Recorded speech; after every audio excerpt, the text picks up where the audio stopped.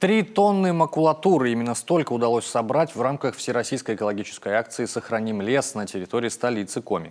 5 временных пунктов приема в это воскресенье для жителей организовали активисты движения «Молодежка ОНФ».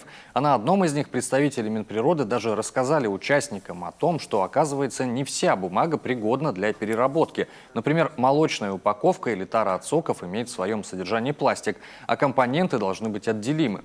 В основном горожане решили избавиться от бесплатных газет, потрепанных книг и старых журналов. Но и среди прочего встречались удивительные примеры.